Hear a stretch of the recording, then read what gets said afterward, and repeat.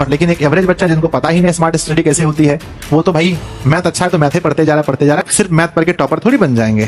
तो बच्चों ये स्मार्ट स्टडी का सबसे बड़ा पॉइंट ये है, परीक्षा को लेकर वो डरना भी जरूरी है। डर के आगे जीत है, ये बात सही है, पर डरना भी जरूरी है।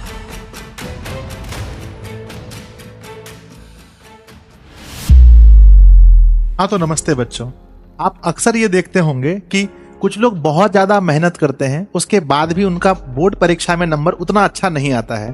पर कुछ बच्चे ऐसे होते हैं जो बहुत कम ही पढ़ के, दिन में 12-13 घंटा नहीं पढ़ के, दिन में 7-8 घंटा पढ़ के ही 12-13 वाले घंटे वाले से भी अच्छा अंक ला सकते हैं।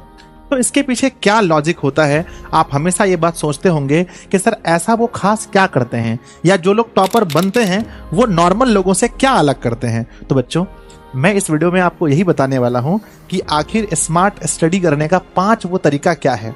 बच्चों मैं पिछले 10 वर्षों से मैं इस क्षेत्र में हूं। मैंने 2014 में मैट्रिक पास किया, उसके बाद से बच्चों मैं यही हर वर्ष बच्चों को बताता हूं कि भाई क्या आपको करना चाहिए जिससे आपका बहुत अच्छा अंक आएगा। तो आप इस वीडियो को पूरा अंत तक देखें, उसके बाद अपनी प्रतिक्रिया हमें जरूर भेजें। देखें जैसा कि थंबनेल में लिखा है स्मार्ट स्टडी करने के 5 तरीके।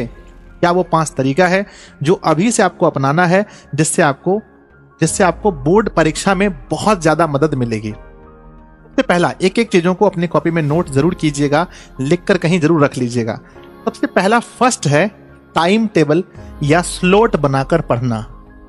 आपको मेरे बच्चे, आप दिक्कत क्या हो रहा है ना कि आप ना तो टाइम टेबल फॉलो कर रहे हैं, ना तो आपके पास कोई स्लॉट है। इससे क्या है ना कि आप 1 भी घंटा पढ़ रहे हैं तो आपको ऐसा लग रहा है कि हम खूब पढ़ रहे हैं, लगता है हम कितना ज्यादा पढ़ लिए। तो पहले बच्चों पहले टाइम टेबल बनाइए। अब टाइम टेबल और स्लॉट में क्या अंतर है हम आपको ये बताते हैं। टाइम टेबल का मतलब ये हुआ कि हमने अपने मन में ही या फिर कॉपी में लिख करके हमने ये फिक्स कर लिया कि हमें इस टाइम से इस टाइम तक इस विषय को, जैसे मान लीजिए सुबह उठ करके 6 बजे से लेकर 8 बजे तक मैथ पढ़ना है, फिर फिर 1 घंटा रेस्ट लेकर के 9 बजे से लेकर 11 बजे तक हमें फिजिक्स पढ़ना है ना। तो बच्चों ये क्या हुआ टाइम टेबल, है ना। और स्लॉट में क्या होता है, स्लॉट में क्या होता है कि आप अपने आप को ये बोले कि भैया देखो पूरे 24 घंटे के अंदर हमें 4 बार पढ़ने के लिए बैठना है। टाइम फिक्स नहीं है, 4 स्लॉट बनाना है और इस 4 स्लॉट में हमें इस विषय को पढ़ना है, इस विषय को पढ़ना है। तो बच्चों टाइम टेबल या स्लॉट बनाकर जो बच्चे पढ़ते हैं, हमने ऐसा देखा है कि वो नॉर्मल बच्चे से बहुत अच्छा कर पाते हैं।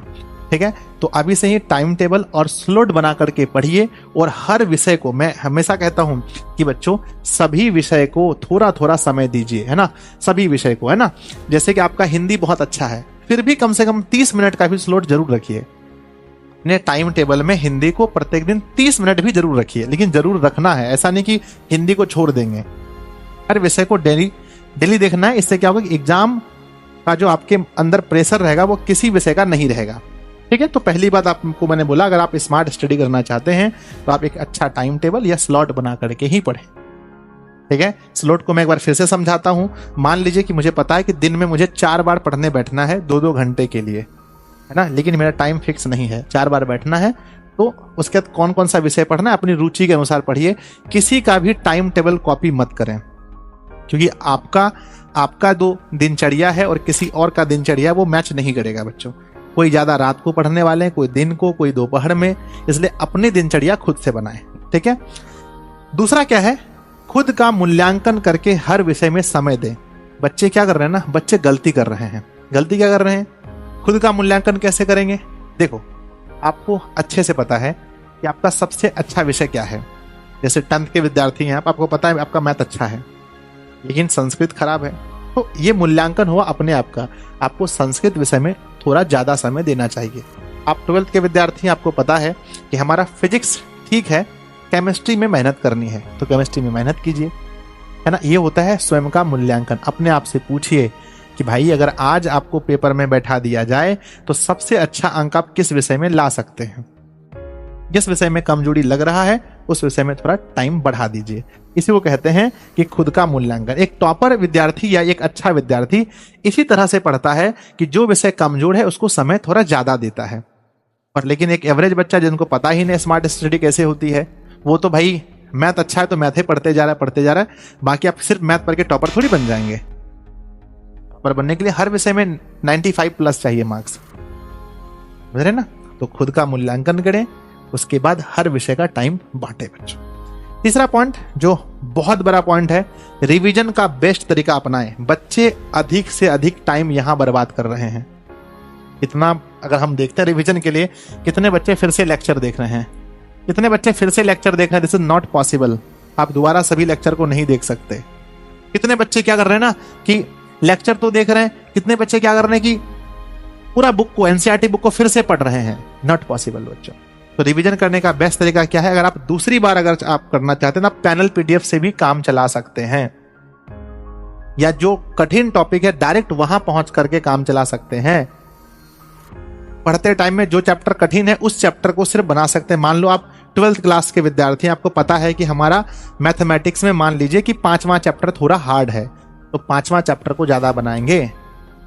तो या मैंने बोला कि रिवीजन करने का आपको बेस्ट तरीका अपनाना पड़ेगा, या क्वेश्चन बैंक लगाएंगे। एक एक एनसीईआरटी का सवाल लगाना अभी आसान अब नहीं होगा आपके लिए।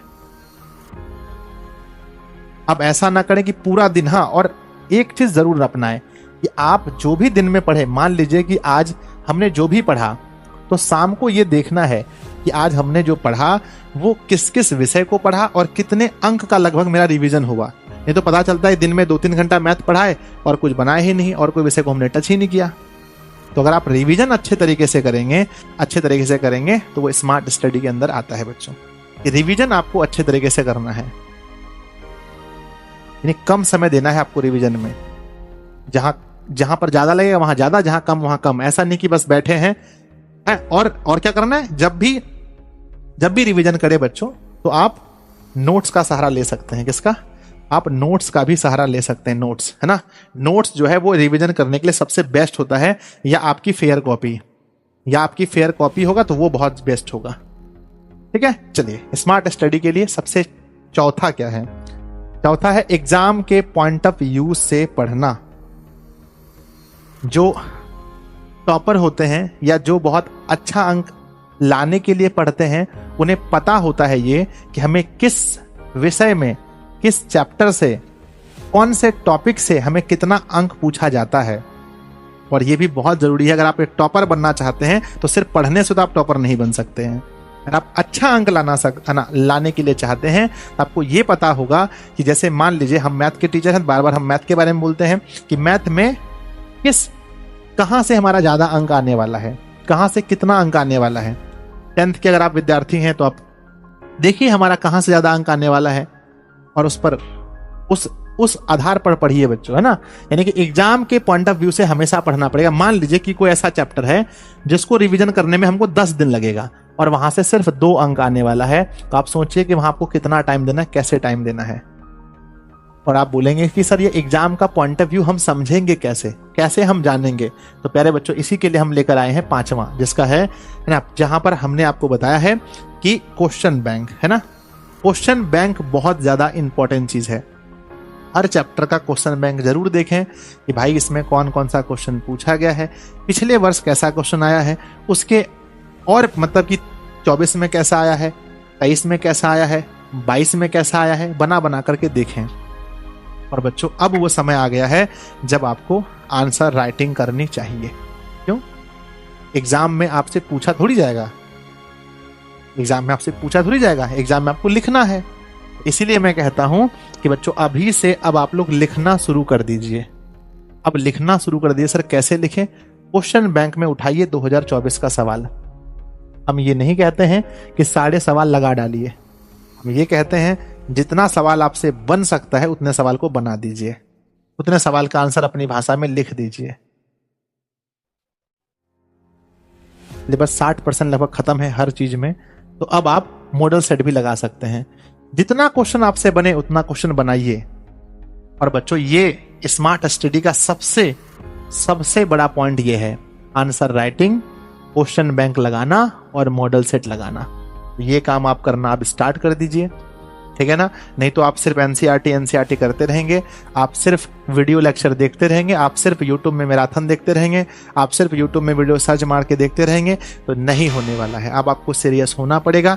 स्मार्ट स्टडी करने का मतलब यह है कि आपको अपने आप को बच्चों पहचानना पड़ेगा कि आप अभी कितने पानी में हो। अक्सर बच्चे जब 2-2.5 महीना बचते हैं तब छटपटाने लगते हैं। हम चाहते हैं वो छटपटाहट, वो दर्द आपके अंदर अभी महसूस होना चाहिए। परीक्षा को लेकर वो डरना भी जरूरी है। डर के आगे जीत है, ये बात सही है, पर डरना भी जरूरी है। बच्चों अपने आंखों को खोलिए, क्वेश्चन बैंक को देखिए, अपने आप को समझिए कि आप कितना अच्छा अभी कर पा रहे हैं। ठीक है, नहीं तो पता चलेगा जाकर के आपने दिसंबर में देखा, बस तो लग रहा है सर परीक्षा ही छोड़ना पड़ेगा। नहीं बच्चों, अभी उठिए, जगिए और मेहनत कीजिए, और तब तक नहीं रुकिए जब तक बच्चों आपका टॉपर वेरिफिकेशन में नाम नहीं आ जाता है, या नहीं तो बच्चों कम से कम उतना अंक नहीं आ जाता जितना आप मन में सोचे हैं, ड्रीम फॉर 50+ ना। तो स्मार्ट स्टडी के मैंने 5 तरीके आपको बताए हैं, और ये 5 तरीका अगर आप अपनाते हैं बच्चों, तो रिजल्ट के दिन आप कहेंगे कि सर मैंने आपका वो वाला वीडियो देखा था, उसमें आपने मुझे बताया था कि भैया टाइम टेबल से पढ़ो या स्लॉट बना करके पढ़ो। दूसरा मैंने क्या बोला था, खुद का मूल्यांकन करके हर विषय को टाइम दो। मैथ अच्छा है तो खाली मैथ बनाते जा रहे हो मम्मी पापा के सामने, और दूसरा विषय नहीं हो पा रहा है आपसे। ठीक है, तीसरा क्या है, रिवीजन का बेस्ट तरीका अपनाओ। वीडियो लेक्चर से पॉसिबल नहीं है, नोट से पढ़ो, या अपना सेल्फ नोट से या टीचर के नोट से पढ़ो। ठीक है, अगला बच्चों क्या है, अगला क्या है, एग्जाम के पॉइंट ऑफ व्यू से पढ़ो। कौन सा चैप्टर कितने नंबर का है उतना टाइम दो, उसको पढ़ो, बार बार रिवीजन करो। ठीक है, और नंबर 5 लास्ट में क्या था बच्चों, आंसर लिखना शुरू करो मेरे छोटे भाई बहन, जल्दी से आंसर लिखना शुरू करो, और क्वेश्चन बैंक लगाओ और मॉडल सेट भी लगाओ। जितना पढ़ लिए उस चैप्टर के क्वेश्चन लगाओ, जितना लग सकता है। 100 में से 20 ही बनाओ, बढ़ेगा, धीरे धीरे बढ़ेगा। स्कोर धीरे धीरे बढ़ता है बच्चों, अचानक नहीं बढ़ता है। हम उम्मीद करते हैं कि इस वीडियो से लाखों बच्चों को बहुत कुछ सीखने को मिलेगा। आपको अगर वीडियो अच्छा लगा अपने दोस्तों में जरूर शेयर कीजिए, बिहार के हर व्हाट्सएप ग्रुप पर, टेलीग्राम ग्रुप पर शेयर कीजिए। नीचे एक कमेंट प्यारा सा जरूर कीजिएगा आपको ये वीडियो कैसा लगा। अगर आप किसी टॉपिक पर वीडियो चाहते हैं तो कमेंट बॉक्स में जरूर लिखिए, मैं जरूर वीडियो बनाऊंगा। धन्यवाद बच्चों।